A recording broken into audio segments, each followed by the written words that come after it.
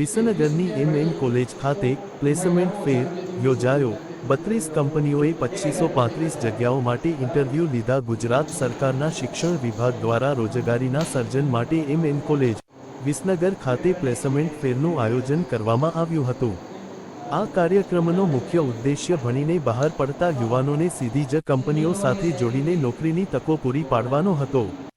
કોલેજના principal doctor આર.ડી. મોઢે આ પ્રસંગે માહિતી આપતા જણાવ્યું હતું કે આ પ્લેસમેન્ટ મેળામાં મહેસાણા જિલ્લાની કુલ 24 જેટલી સરકારી અને ગ્રાન્ટેડ કોલેજોના વિદ્યાર્થીઓએ ભાગ લીધો હતો। શિક્ષણ વિભાગના માર્ગદર્શન હેઠળ આયોજિત આ મેળામાં વિવિધ વિદ્યાશાખાના વિદ્યાર્થીઓ પોતાની લાયકાત મુજબ ઇન્ટરવ્યૂ આપવા પહોંચ્યા હતા। આ પ્લેસમેન્ટ ફેરમાં રોજગારી આપવા માટે અંદાજે 32 જેટલી નામાંકિત કંપનીઓ ઇન્ટરવ્યૂ પ્રક્રિયા માટે ઉપસ્થિત રહી હતી।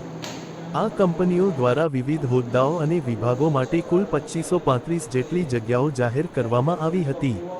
આટલી મોટી સંખ્યામાં ઉપલબ્ધ જગ્યાઓને કારણે નોકરી ઈચ્છુક ઉમેદવારોમાં ભારે ઉત્સાહ જોવા મળ્યો હતો। નોંધણી પ્રક્રિયાની વિગતો મુજબ જિલ્લાભરમાંથી કુલ 784 જેટલા વિદ્યાર્થીઓએ આ પ્લેસમેન્ટ ફેરમાં પોતાનું રજિસ્ટ્રેશન કરાવ્યું હતું। રજિસ્ટ્રેશન કરાવનાર તમામ ઉમેદવારોએ ઉપસ્થિત રહેલી 32 કંપનીઓ સમક્ષ પોતાના ઇન્ટરવ્યૂ આપ્યા હતા અને રોજગારીની સુવર્ણ તક ઝડપી હતી। આમ સાહેબ તમારું? ડૉક્ટર આર.ડી. મોઢ, પ્રિન્સિપલ MM કોલેજ વિસનગર। આપણા MM કોલેજમાં આજે 12મી માર્ચે પ્લેસમેન્ટ ફેર છે। ગુજરાત સરકારના એજ્યુકેશન ડિપાર્ટમેન્ટ દ્વારા આયોજિત પ્લેસમેન્ટ ફેર થાય છે દર વર્ષે।